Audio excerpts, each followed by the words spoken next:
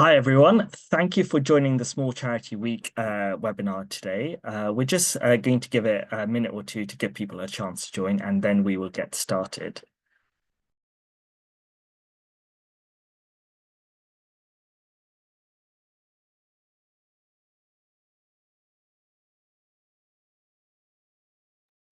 Hi everyone, thank you for joining the webinar today. Just going to give it a couple of more moments just to give people a chance to join the webinar, and then we will get started.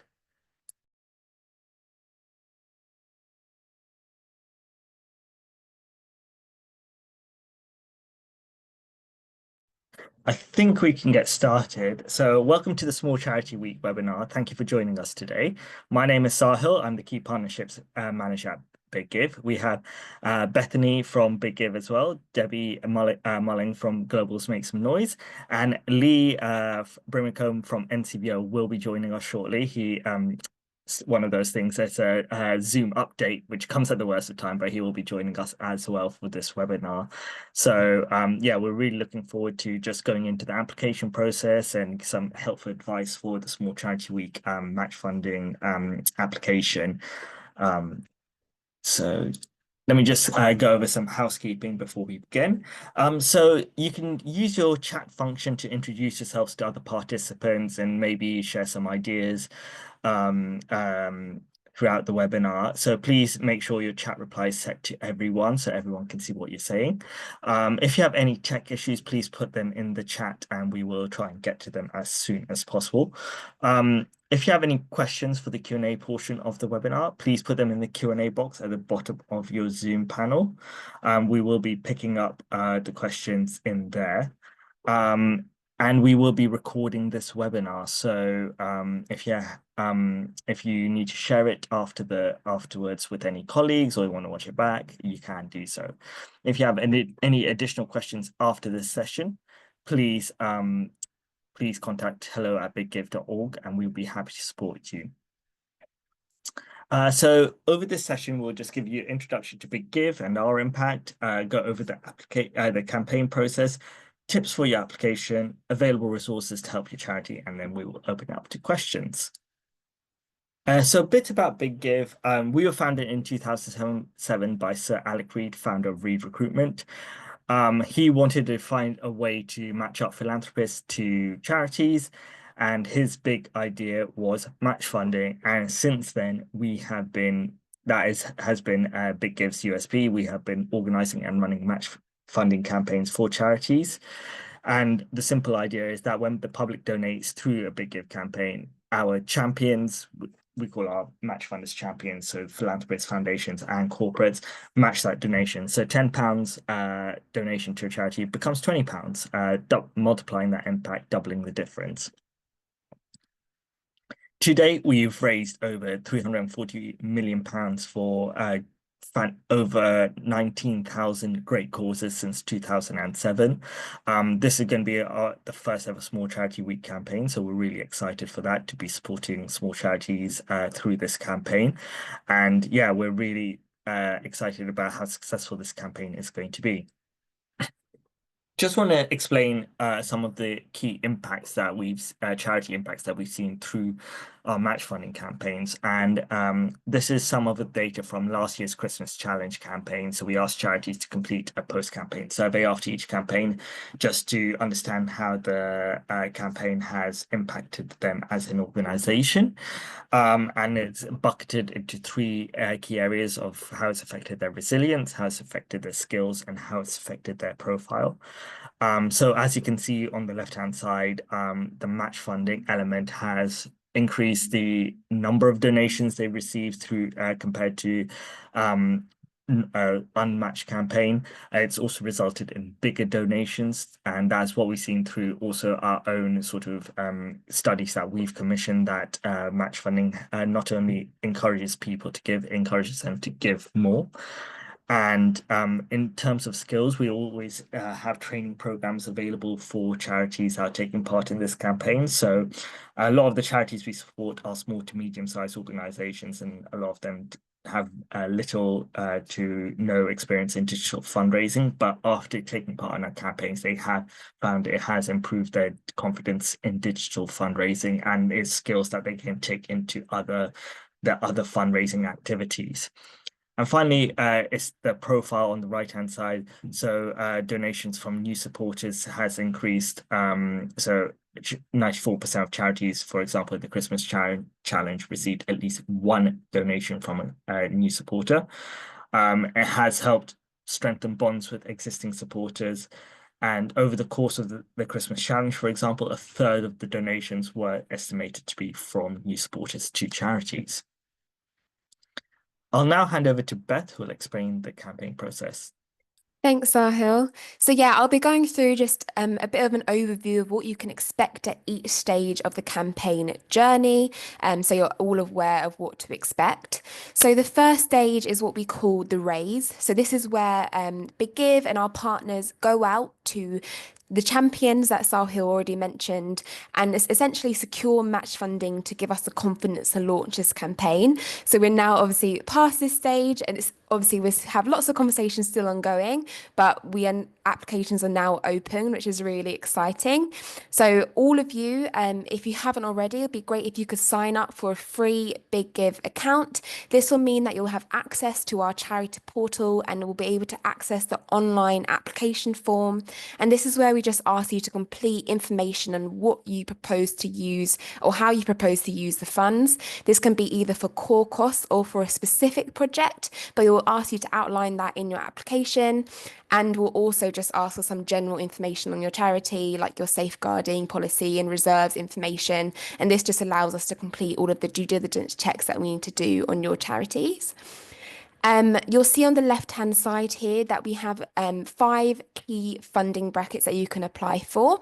The key thing to remember here is that the maximum match funding amount you can apply for is 10% of your annual income. So if you're a charity that has £10,000 in annual income, for example, the maximum match funding amount that you could apply for is £1,000. Another important thing to remember here is I'm sure everyone in this call is a small charity, but you should be looking for funds to support people and communities in the UK. I would definitely encourage you, if you haven't already, to look at our eligibility criteria on the website. You can find it under the match funding header on our website now. But this will just give you an overview of exactly what we're looking for in terms of the eligibility criteria for this campaign. Next slide, please, Sahil. Thank you. After that, when applications close on the 2nd of April, we will then move on to the vetting and notification stage. So this is where we review all of the applications in line with the eligibility criteria that I mentioned, and our expert panel will then assign match funding that we've raised from our champions to each of your charities. So you'll know by the 7th of May what match funding offer that you have received. After that, we'll then move on to the marketing stage, and we'll work with our partners to ensure that you have a free suite of resources that you can use to really maximize the fundraising opportunity. So this will include webinars, case studies, as well as social media assets and key message content that you can use to really amplify the fundraising campaign. But again, I wouldn't worry too much about the marketing and campaign section at this stage, as we're still in the very early stages, and there will be further webinars down the line where we'll go over all of this key information again. Thanks, Sahil. So obviously this campaign is in line with Small Charities Week this year, which is the 23rd of June, and then the campaign will run till the 30th of June. This is where all of you will be able to raise online donations via Big Give's platform. So all of the match funding is done in real time. So you'll see that when any of your supporters donate to you, they'll see their how much match funding has been allocated to their donation. And you'll also see your target updating as the campaign goes along, which is always very exciting. And you can see in this match funding pot example on the left, this charity secured £2,500 in match funding from their champion. So they'd be seeking to raise £2,500 during the online donation week. The key thing to remember here is that it's not an all or nothing situation. You wouldn't have to raise all of the online donations in order to access the match funding. Anything you raise up to your allocated match funding amount will be matched. And finally, just previous slide, please, Sahil, there will be a post-campaign phase where we'll send you out a charity survey and reporting information. But again, all of that information will be provided to you a lot closer to the time. So don't worry too much about that at this stage. So in terms of the application phase, it's really important that you're setting a realistic target. And there are some kind of key questions that we advise charities to consider when setting that target. The first thing is, what is your experience? So is this your first time doing any type of big give campaign or digital fundraising in general? You might want to consider going for a lower target, even if you are eligible to go for more, simply so your organization can gain some more confidence in digital fundraising, especially if you've been accessing funding for more traditional fundraising streams like grants in the past. Another thing to consider is just your general confidence in digital fundraising. Have you done any kind of similar campaigns before? Do you have an active audience that you are able to tap into already? Is this your first time that you'll be exploring kind of email comms or building up your social media alongside this campaign? Again, you want to think about what are kind of your key goals for this campaign alongside, raising money, and think about that when you're setting your target. And then another thought and thing that we have in the eligibility criteria is obviously, what is your annual income? Have you considered the size of your target versus your income and your organization size? And is that realistic? And that's something that our expert panel do consider when reviewing applications. So it's definitely something you should ask yourself at this stage as well. The final thing to say before I pass on to Debbie is that some of the wording in the application form is used on your public facing campaign page. We do note this in that online application form, and we have an application guide as well available in the resources section of the charity portal. So we also make it clear in that guide. But it's important just to consider that when you're writing your application to make sure that it also can appeal to a public audience as well. Thanks, Beth, and hi, Lee. Good to see you. Hi, everyone. So I'm Debbie. I'm with Global Make Some Noise. We date back 35 years when we used to be called Help a Capital Child, which was a charity linked to Capital Radio Station. And we're still linked to Capital Radio Station, but a few others that all fall within the Global Media Group. And we support small charities across the UK to do frontline work. And every year we fund a wide range of charities. So I'm going to talk to you a bit about applications and what we're looking for and the process. So a good application has a clear statement of needs. So really think about what are the issues you're addressing with the funding you're applying for, and includes data and evidence that you have to kind of back that up. Be specific and realistic about the plan and what you intend to deliver with the funding that you raise and is matched funded. Clearly state your impact, so the change you want to create with the funding and your project. Be clear about the budget and how you will be spent and what it will be spent on, and provide information about your track record, highlight your experience, your successes of work you have delivered. Next slide, please, Sahil. Also, make sure you speak in your authentic voice in your application.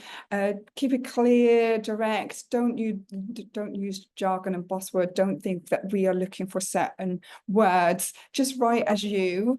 We want to, your work best. So speaking in your own language, in your own way, will help us understand that really quickly. Showcase real impacts. As I said, use your stories, examples, quotes where you can in your application. Just brings it to life for us. And be honest about the challenges and things you don't know, or things that you want to try for the first time. We understand that that you have challenges that are at risk with what you might want to do, or you're doing things for the first time. So just let us know. And we don't look for perfection in your application. We look for passion, commitment, and real world impact that you're creating. Next slide, please. Thanks, Sahil. If you're using AI, please, it can help you with your application, but it doesn't know your charity and your project the way you do. So please, if you're using AI to write your application, read it, edit it, ensure it reflects your charity and what you stand for, your values and your expertise, and also check for accuracy, tone, and relevance. So don't just rely on it fully. It's a great tool, but it does need you to check and edit it before you send in your application. In your application, we're also looking for a compelling case of why we should include you in this opportunity, why you're best placed to address an issue or support a community. So include that, because it will help us make decisions on who can be part of this amazing opportunity. Include evidence of your partnerships, how you engage with your community, and how you collaborate with them. And as I said, include results that you've delivered, so we can see, how well placed you are to deliver this project. Then finally, our selection considerations. So, the deadline is the 2nd of April for the applications. We then look at all that you've submitted, and we will look to build a broad portfolio of organisations that address a variety of social issues. We're looking at a broad portfolio with organisations across the UK of different sizes and different maturities. So, if you're new charity, we're looking for you. If you've been around, then we're also looking for you. So, it's open to all. And we are looking to give priority scoring to charities that are led by and by Black and minoritized groups, women, LGBTQI+ and disabled communities. So if you're in that, if you work with those communities, if your leadership reflects those groups, then you will have a slight priority over other charities in this particular opportunity. That's me, and that's handing over to Lee. Thanks, Debbie, and hi everyone, and I apologise I missed the beginning of the webinar, but by way of introduction, my name's Lee. I am the Head of Communications and Campaigns here at NCVO, and NCVO is the organising charity behind Small Charity Week. So I'm here today just to talk to you a little bit about Small Charity Week in its broader form. Obviously, this match funding campaign, of which we're an organising partner with the Big Give and Global's Make Some Noise, is super exciting, but there's lots more work that's happening around Small Charity Week this summer as well.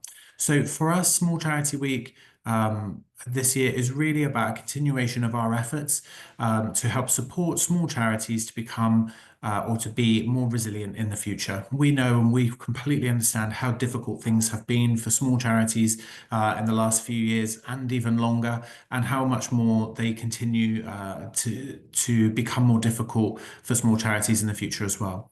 So this summer, we really want to make sure that not only are we celebrating and creating awareness of the role of small charities in our communities, but they're also there to help support small charities to continue their amazing work, because we know that small charities are the very fabric of our communities, and when those charities are strong, then our communities are stronger as well. This year for Small Charity Week, our main focus will be around financial sustainability and financial resilience. And that focus for us is really about helping to tackle one of the biggest issues that we know affects small charities at the moment, which is really about how much money they have available to deliver the amazing services, and how can we support small charities to make sure that they're here for the long term, to make sure that they can continue to deliver those amazing services in the future as well. So that's really our focus for this year. Anyone who might be familiar with Small Charity Week in the past will know the kinds of programs of work that we put on for Small Charity Week, but we'll talk about that as well in a little bit more detail now. Sahil, if we could. Wonderful. So 3 key elements to Small Charity Week for 2025. So the first one is the public giving moment, which is what we're here today to talk about, which is the partnership with Global's Make Some Noise and the Big Give. And we're really excited for as many small charities as possible to take advantage of that opportunity and get some much needed funding flowing into the small charity sector. So we look forward to working with you all on that through this journey. The second part, for anyone, like I say, that might be familiar with Small Charity Week in the past, is we do a lot of work on sector support. So I'd encourage any small charity, either participating or beyond this partnership as well, to take full advantage of the work that's being put on by NCVO, but also a lot of our partners and organizations over the course of Small Charity Week. For those unfamiliar, Small Charity Week does have its own website. Just for reference, that URL has now changed. It is smallcharityweek.org.uk. And on that website, you can find information and updates about the events that are happening for Small Charity Week, those that are run by NCVO. But we will also be uploading events from other organisations who are running events for Small Charity Week as well. And as part of the week, NCVO will be running a number of webinars, practical support, workshops. We'll be bringing people together through mentoring, providing help and guidance, all through that lens of supporting small charities to overcome the issues relating to financial sustainability as much as we possibly can. And then the third element for Small Charity Week this year, if you've participated in Small Charity Week in the past, you'll probably know that each year we do something to support the advocacy for the organisations that make up small charity sector. So we've done pledges last year. In the past, we've done letters to the Prime Minister. There will be another opportunity as well for small charities to get involved in creating as much noise as possible to help make sure the voice of small charities is heard by those that need to hear it. So lots of ways that you can get involved. We're still very early on, but we will be sharing information with small charities on this very soon. So if you haven't already, please do follow us on social media. So Small Charity Week has its own Instagram. Also head to NCVO and sign up for our mailing list as well.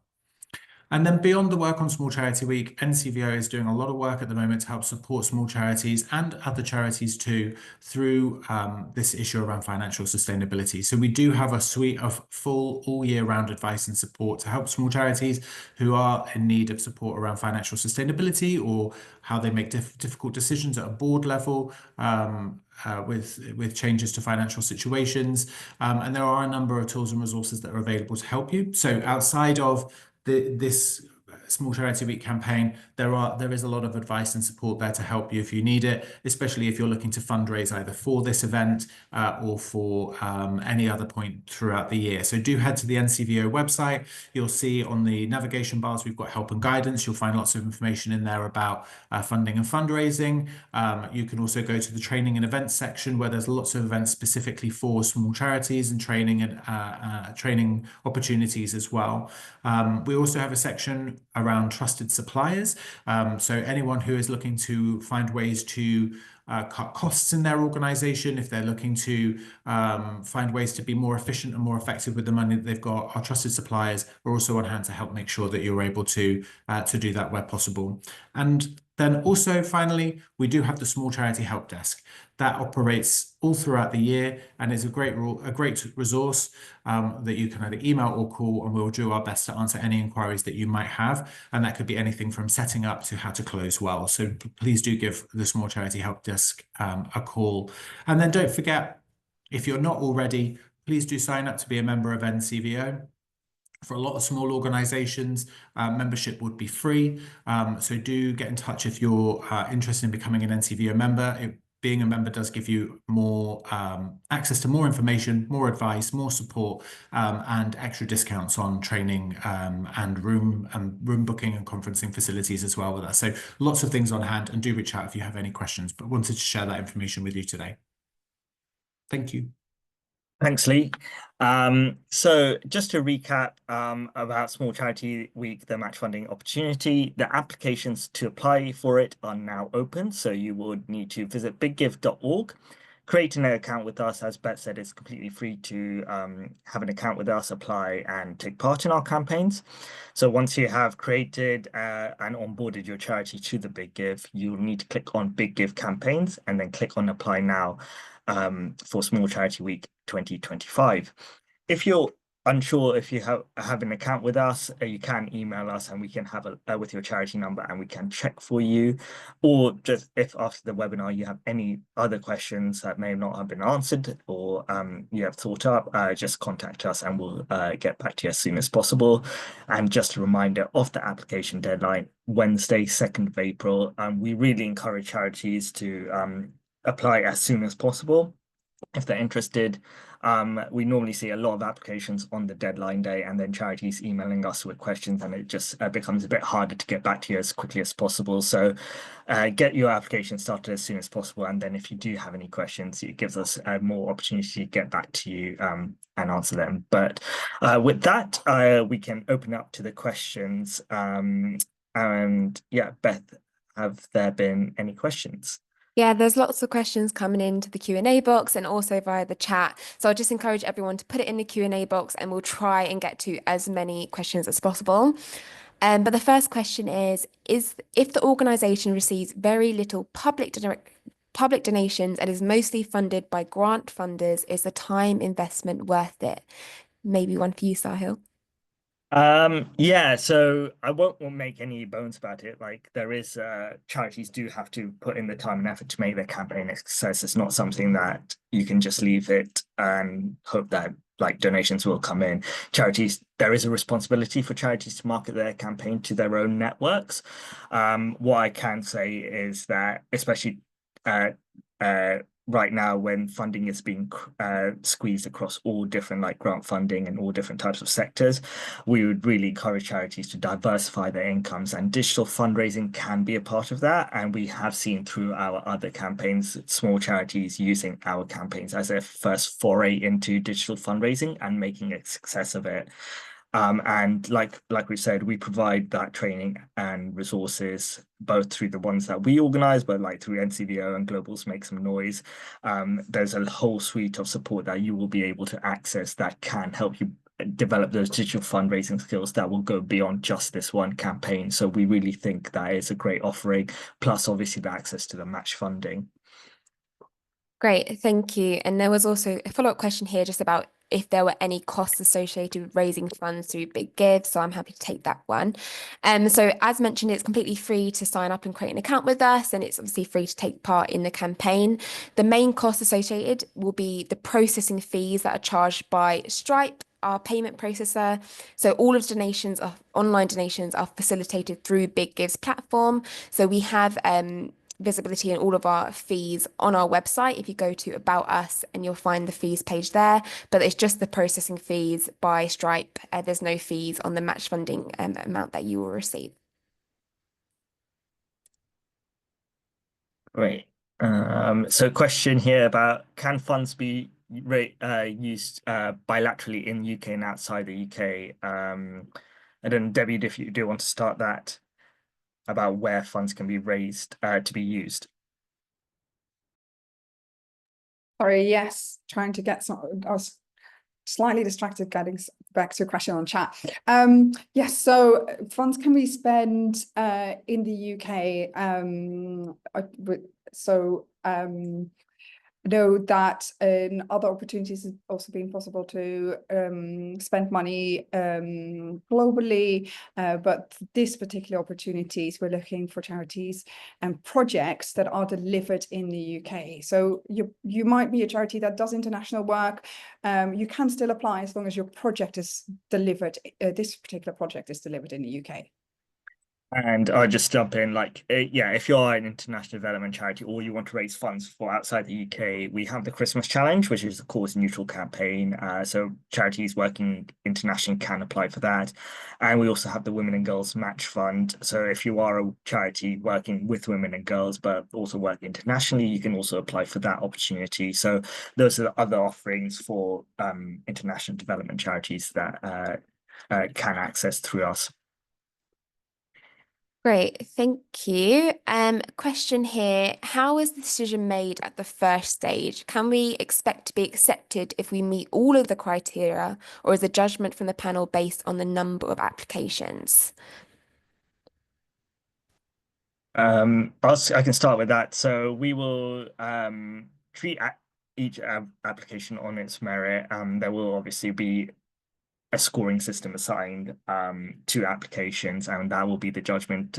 Definitely one of the criteria will be impact. So that's what has been stressed across this webinar about make sure you really explain your impact really well in your application. So yeah, we will be scoring applications and then making a judgment with the panelists together to make a judgment on which charities get funding. I don't know if Lee and Debbie, you want to jump in there. No, nothing to add. Great. And if we apply for core funding, do we need to specify activities? And there was also a second question I saw later on in the chat about whether applications will be prioritized based on if they go for core course versus specific project. So I don't know if anyone can speak on those two. I can jump in on the latter part, definitely, is that there won't be priority on core or restricted funding. So charities in the application, you will be asked whether your application is for unrestricted or restricted funding. So you just state that. But as Debbie mentioned, I think just be as detailed as possible in your application. So if you are applying for core costs, when you are putting down your budget lines, just putting £10,000 will go to core costs probably doesn't give us a great idea of where the actual funding is. So if you are able to break it down a bit more, like salaries or this and that, that will be a bit more helpful to understanding that impact of the funding. Yeah, just focus on the impact of what the funds are going to be raised for. So the impact on your charity, if you're raising funds for core costs, what is the impact on your charity's work? Thanks, Sahil. How many charities do we expect to apply and how many do we expect to fund? This probably be slightly hard to answer because, as mentioned, this is our first Small Charity Week match funding campaign. So in terms of application numbers, it's kind of completely up in the air about how many we expect. But obviously, we're very hopeful that we can support as many charities in this campaign as possible. Don't know if anyone else has any more concrete answer on that one. Cool. Shaking heads. So sorry, we're unable to provide more concrete answers on that one, I'm afraid.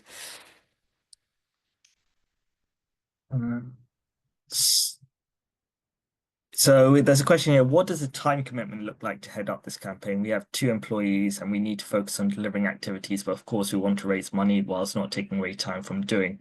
Realistically, to plan for this, what do you think?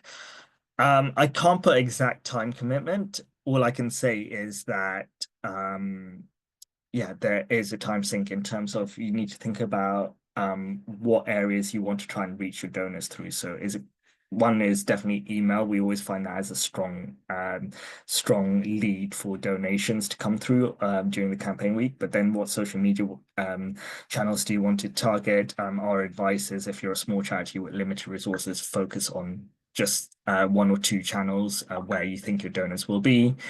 One thing we would say is it's worth maybe reaching out to your network and see who can help you with your campaign, who can be a volunteer. There may be like supporters who work in social media that they may actually be able to help you on that side. So when you're applying, maybe also think about that, and just that can also help you assess what your target is, so your capabilities of raising funds, but also figuring out what is your marketing plan for the campaign. So I can't exactly give you a time commitment, just there is, yeah, you do need to use that marketing phase, which Beth explains, to good use, because the campaign week goes by so quickly. It's so hard to be reactive. So you want to be lining up different messaging based on different scenarios. If you're ahead of your target, what do you want to put out? If you reach your target early, you need to change your messaging quickly. If you are a bit behind, you may want to change up your messaging. So you need to use that marketing time to plan all of that. Just to add onto that as well, I think roughly it takes charities about an hour to complete the online application form on the portal. Obviously, it's a lot easier if you've taken part in a Big Give campaign before. But yeah, I would say roughly an hour for that initial application form. And then also for that second marketing phase that Sahil kindly spoke about already. As mentioned, we will have lots of resources and support to help you with that part of the journey as well. Yeah, and sorry, also to add to that, it also depends on how much do you want to raise, how you set out to raise, and have a think in when you're doing your application. how much effort where will you get this money from, who will you reach out, how much effort do you think it will take you, and then you can already think about, what are your marketing activities for that week. So it is a little bit of a kind of, what do you hope to raise? How much effort do you know from knowing your supporters? Have you done this before? Have you got people in mind who you can approach, as we we're saying, and then you can plan, and it is a week, and that could, so you can plan now already roughly. You can do some on scribbles on a paper, like how much effort would you think it will take you in that week to raise that funding, and if you are a small team, then be considerate in how much money you want to raise. Make sure you have the resources to deliver on those marketing activities, and don't set yourself a goal that is kind of too big. Then start small and learn from it, and next time you're in a stronger position to take part again and raise more money. That's really great advice. There's a good question here. Does it matter if we get donated the full amount by one or two donors, easy 1,000 each, £2,000 in total, and then that 2K will be matched, or do you want us to be securing a lot of smaller donations? Truthfully, it doesn't matter, but what I would say is that we always see, like I gave that stat about 94% of charities receiving at least one donation from a new supporter. We really see match funding as a great way to encourage new supporters to come on board. So I would really make the best use of this opportunity to try and reach out to new supporters. What you can do if you do have those major donors on is to have them on standby and to ask them, look, if we need help getting over to our target in the last 24 hours, can you then come in and make a donation? So you can get that opportunity to reach out to new donors and see where you are, and then have someone come in and sort of get you over the line if you need to. Yeah, and if I can just add as well, I think that's exactly the point. What I would having them in your back pocket if you need them is great, but this is a fantastic opportunity for small charities to create awareness for themselves within their local communities. I think it's really important that as many people as possible, some small charities will be interest based or issues based, and some will be place based, right? But for those place based small charities, getting out into your local community and making sure that people in that community know who you are and that you're there might help you to find, additional people who need your services, but it might help you to find additional people who want to continue to support you in the long term. And we shouldn't overlook that opportunity when we're thinking also about that long-term sustainability piece around our finances, is how can I make sure that my community knows I'm there and is able to support me in the long term, so that you aren't, having to face potential, cliff edges on finances, that potentially you might be able to secure more long-term donations in the future as well. Thanks, Lee. I've seen a couple of questions just around the donate page and how that works. So I just thought, let me quickly share my screen to show you what a campaign page looks like. Hopefully you can all see that. But you'll see here that you'll have your own online donation page on Big Give's website. So obviously we'll have all of your charity information. And here's what I was talking about when I was referring to some of your information from your application form will be shown on your campaign page. So you'll see here the title, the summary, and then some information about what you're raising funds for. And you'll also have the option to add in pictures and videos to that campaign. And then you'll see here on the right-hand side, you'll have your total target and the current amount raised so far and the amount of donations you've received. And then that donate button will appear on your campaign page from 12 p.m.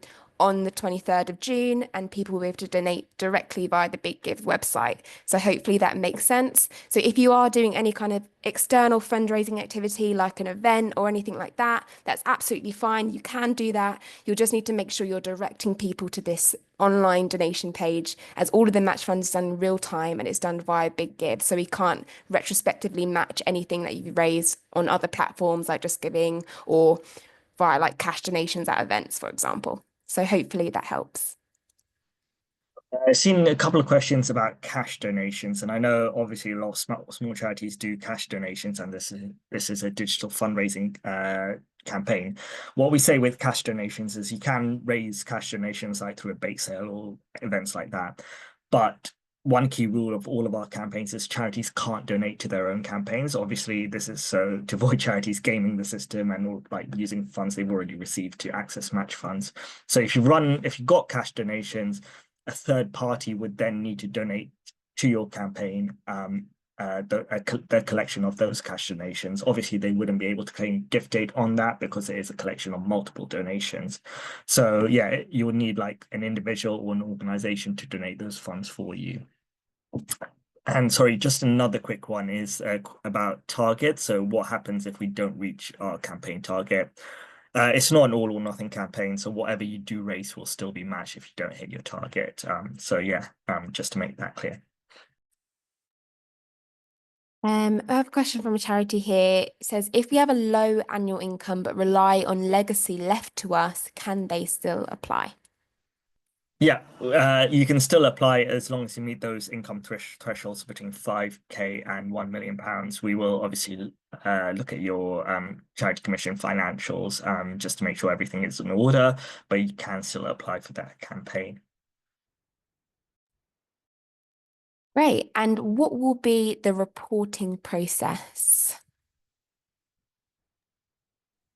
Yeah, I can jump in. Debbie, I don't know if you want to jump in after this.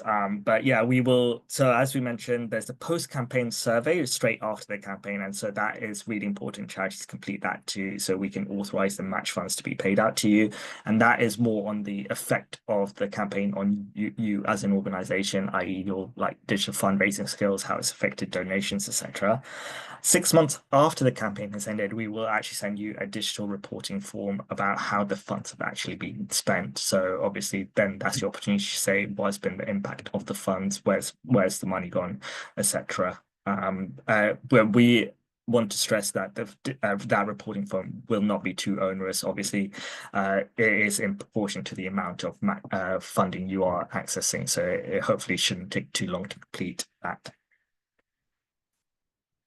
Thanks, Sahil. And Debbie, I don't know if you have any visibility on this, but can you share any weighting on kind of scoring applications and more on what we look for there? Well, besides that, we're looking at a broad portfolio, as I said earlier, of size of charities, mature of charities, of causes, and there is a slight priority scoring for some groups, as I talked about when we're going through the slides. We're not quite sure because we keep saying it's the first time we're doing this campaign at this time, so we're not quite sure what is the amount of applications we'll get, the diversity. So we're kind of working through it as we are, in all honesty. So I can't share that at the moment because it's a bit of an unknown. So yeah, it's very much a fast learning and opportunity for us as well as these partners. So I'm sorry I can't give you more information on that right now. There's a question here for you, Beth. Maybe we can go through the process again. So charity's asking about the process because they think you have to secure pledges first, but that is our pledge model, which this campaign is not running on. So maybe, Beth, you can just explain how the match funding works, just yeah, so it's clear. Oh, Beth, you're on mute. Oh, sorry, thank you. Yeah, so I assume this is probably from a charity who have taken part in perhaps our Christmas challenge before. So we do have different match funding models at Big Give, depending on what the campaign is. Our Small Charity Week campaign follows what's called our 1-1 model. And essentially that's match funding in its very simplest form. All of the match funding for this campaign is provided by Small Charity Week's champion partners. So you will not be required to secure any of your own match funds for this campaign. You should be solely focused around securing those online donations from your supporter base, which will then be matched by those champion funders I just mentioned. Great. Just looking at the questions. If fundraising activities take place in May, can we ask for them to give the money raised in June during the week so it can be matched?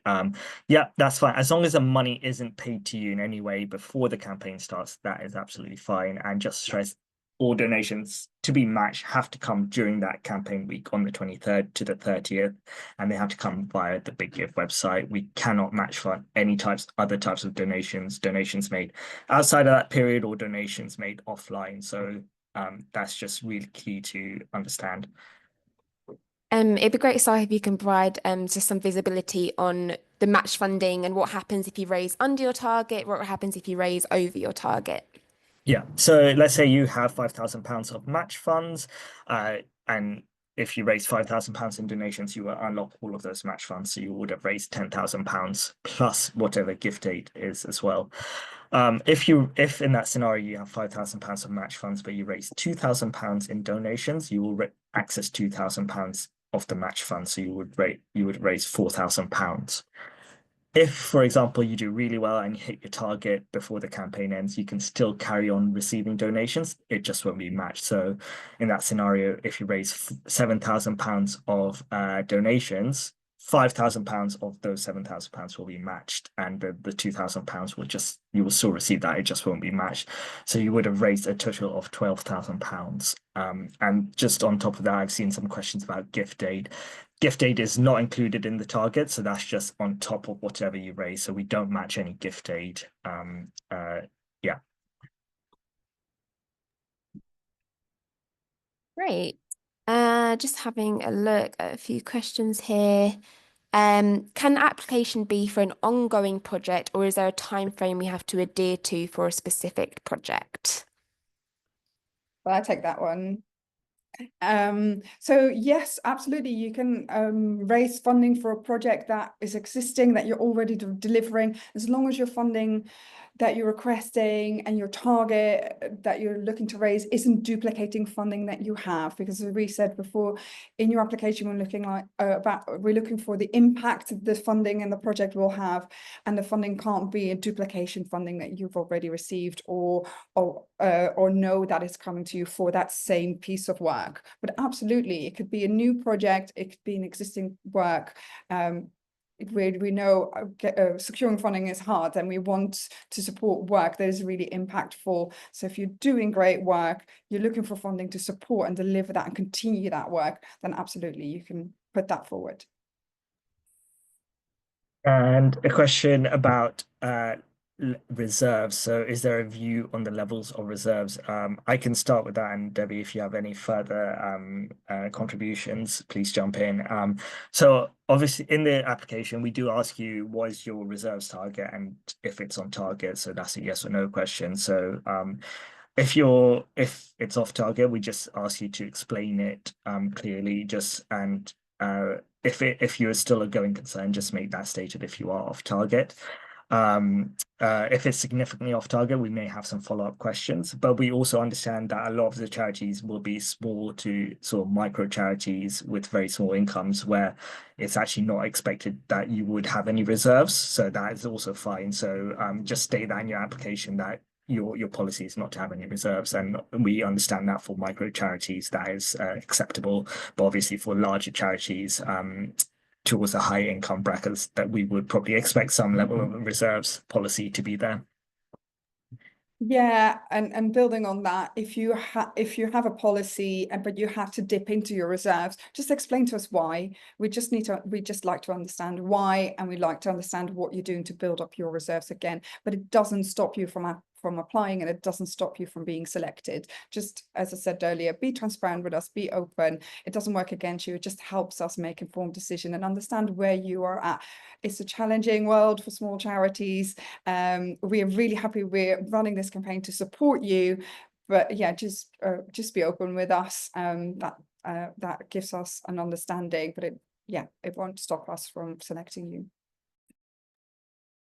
Great, and I can see one for you, Lee. Does a charity have to be an NCVO member to take part? Yeah, happy to answer this one. So the short answer is no. Any small charity that meets the eligibility criteria on the Big Give website is eligible to apply. Membership of NCVO is not part of the eligibility criteria.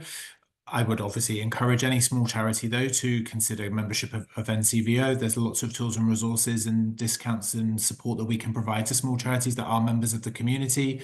And there's lots of things that we do all year round for small charities that help to connect small charity leaders and the people that work at small charities and their volunteers to connect with each other, to learn new skills, to develop, to grow. So there's lots of opportunities to support small charities throughout the year through being an NCVO member. So I would encourage anyone who is considering it they can reach out to me or to get in touch via the email addresses on the NCVO website, so we can talk to you a bit about membership and how we can help support you. But no, it's not a necessity for eligibility. Great, thanks, Lee. A question maybe for Debbie is, in terms of priority given to charities working with minority groups, does this include people in low income areas or areas of high deprivation? Yes.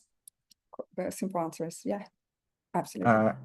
Great. There's a question here about, are charities linked directly to one person or organization who will be the match funder? They want to be introduced to their match funder and why they're interested in their work. Yeah, so there will be one champion per charity. And then it just depends on what that champion's preferences are. First of all, some champions want to remain anonymous, so we may just give you a sort of alias for who they are. Some are happy to be known publicly, and we'll let you know if that's the case. And some are also happy to be contacted directly from charities, in which case we will share their contact details with you, but then some would prefer more hands-off approach, in which case we'll just ask you to send any messages from them via us. So it just really depends on the champion and their preferences, but we will let you know all of that information. Would high reserves rule out a charity? That's a good question. It doesn't rule out a charity. I think what Debbie said, it just explained why they're why you have reserves more than you target and what are you going to, how are they going to be spent or used. So as long as you're just transparent, it just helps us understand. Great. We had a question from Anthony here. We support LGBT plus veteran community that suffer financial hardship. Our community has little to donate as a supporter base. Do you have a list of potential supporter based communities we could reach out to? Lee, I'm not sure if you have any views on this one. Yeah, I mean, it sounds, Anthony, from the way that you've written the question, that you're not necessarily embedded into like a local community, but this might be a national small charity that supports people across the country. So going on that basis alone, what I would suggest is we can help to connect you with other small charities that would be in this space. I think that would be the first thing I would say, that you could start to leverage the support of other charities that are either in the veteran space or in the LGBT plus space. We've got lots of connections that we can help put you in touch with. I'm sure there are lots of charities out there that would help to promote, support, advertise the work that you're doing, so that you can help to expand your donor base by working through those connections in very similar interest spaces. What I would say to any charity who is more of a place-based small charity who has a small base is to start to reach out to other community groups in those spaces. So, for example, if you're running a food bank, you might want to get in touch with your local Age UK, or you might want to talk to your local library, or there may be a warm space at your local church. Finding other organizations in either your community or your kind of interest-based community is a great way for you to start building connections. That's important outside of this, right? I would encourage any small charity to start building connections with people that have got like-minded opinions or needs, but they might also be able to offer you some tips, some advice, and open up their donors to you as well through social support. So I would suggest that as the first port of call. If you are struggling though, do get in touch with the Small Charity Help Desk. I'm sure there'll be a way. We actually have at NCVO, we have our own Rainbow Network, which is made up of people who are either LGBT plus or their allies, and there's lots of work that we can do there to help support you with charities that might be of interest to you. I hope that helps. Thanks, Lee. That's great. Saha, I saw in the chat about questions around fees. I wonder if you could just provide like a breakdown of how the fees work. Yeah, let me just bring up our fees. Just bear with me 1 second. Yeah, so as mentioned, fees are on donations that are made online during the campaign week. They are taken out of the donation payout.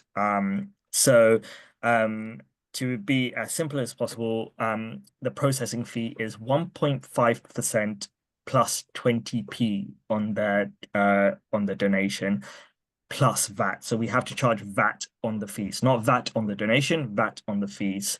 So a £10 donation, for example, that would be deducted 35p for their donation. And that is for EU UK, EU, Visa, and MasterCard donations. For non-EU, UK Visa or MasterCard donations and American Express, it's 3.2% plus 20p. So it also depends on where the person is donating from. We can take donations from anywhere in the world, but they just have a slightly higher processing fee of 3.2% plus 20p. As Beth mentioned, our fees are listed on our website under About Us, so you can just have a full breakdown about how they work. And just to be completely transparent, Big Give is a charity in its own right. How we generate revenue is that we operate like Just Giving, for example, in the sense that when donors are leaving a donation, we ask for an optional tip on their donation, which goes to help running the platform and covering our costs. Great. Oh, go There's a ahead. question. Oh, sorry. Yeah, the question here for Debbie. Are rare disease charities where the community we are supporting is relatively unknown at a disadvantage of being supported by a champion who probably not know the disease? No, absolutely not. Our champion is really supportive of charities for all causes. So even if you're supporting a really small group of people, that absolutely go for it. Great. We have a big fundraising activity organized for the week. About 20 people undertaking hiking challenge. Fantastic. Would there be a scope for describe this on our Big Give page and supporters to post message of support for individuals taking part? Unfortunately, there won't be a lot of room to include that just because we are quite tight on how much charities can, like how much a copy charities can put on the campaign pages. And this is just to make sure that they don't put too much. And so it's just attractive enough for donors. So your messaging on the campaign page will really be focused about the work that you're raising funds for. And we don't currently have a way of supporters leaving messages on their donation. So donors have 30 minutes to leave to make their donation because all of our match funding is done in real time. And basically, we just want to make sure the donation process is efficient as possible. So we ask for the sort of absolute essential details to take that donation from donors, e.g. their card details and their email address. Beth. I Can I think just add one point to that, which Yeah. is yeah, go ahead. obviously there are opportunities. We'd love to hear from you, is what I was going to say. Is please do tell us through the Small Charity Week website or through NCVO what you're doing for Small Charity Week. We would love to be able to support and share the stories. We're looking for case studies in the lead up. So if you are doing activities to celebrate Small Charity Week or to support your fundraising efforts, we're always looking for great news stories that we can help to kind of use for either local, national media, in social, to support and inspire other small charities to participate during Small Charity Week. So even though there might not be space there, there are other opportunities where we can support and celebrate the work that you're doing. Thank you, Lee. That's really great that there's so much support out there for charities. Beth, are there any further questions? There were some just around the payment methods that we accept. So we accept credit and debit card, Google Pay, Apple Pay, and we also have a bank transfer donation system. So we can't accept CAF or checks at the moment, I'm afraid, or cash. And there's one last question I think we can get to before we wrap up from Hannah, and this is probably a question for Debbie. Do you have any definitions about the minority groups you'll prioritize? I work with a local mental health charity, so would people experiencing mental health challenges be counted as a minority group under disability and health grounds? Thanks for your question, Hannah. We're taking it quite wide. So, if you're minority groups, we're deliberately keeping it quite wide. But we would consider groups who are lit by ethnic minorities or low household incomes, disabilities, illness, gender, sexual preferences. So religious groups. So we are keeping it really, really diverse and wide. So yes, is my answer. Anyway. Great. Thank you. I think those are all of the questions, if I'm not mistaken. So I think we've hit 1 o'clock right on the dot. So I think we can wrap up there. But I just firstly want to thank Bethany and Debbie for joining us today and answering all your questions and sharing their insights and all the support that they can provide as well. I want to thank everyone for joining us today and just being really like interactive and asking us lots of questions. As mentioned, if we haven't answered anything or you have any further questions after the webinar, please email us at hello@biggive.org and we will get back to you as soon as possible. But also don't forget the resources that you can access through NCVO, and we will make the slides available as well, so you have all of those contact details. There's a lot of support out there, hopefully, and yeah, we hopefully see a lot of applications from you. But in the meantime, I hope everyone has a great day. Before we close, can you just, I know we're sharing resources, can you just at final just say where people can find the recording and the slides, because we're still getting people asking. Oh, that's Final great. one. Yeah, so the recording of this webinar will be put on YouTube. And then I think Beth, we will be putting on the slides in the Big Give account, so charities can access it. They'll just need to create an account with us to access the slides through there. Yeah. And then the next few days, we will make the recording and the information available on the NCVO and Small Charity Week websites as well. So if you're subscribed to our emails, you'll get a notification that that's been added to the website as soon as we can. Brilliant. Thanks, Lee. Thank you, everyone, and hope you have a great rest of the day. Thanks, Bye. everyone.